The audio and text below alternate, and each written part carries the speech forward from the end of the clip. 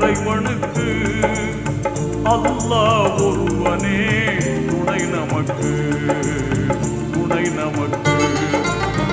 எல்லா புகழும் இறைவனுக்கு அல்லாஹ் ஒருவனே துணை நமக்கு துணை நமக்கு.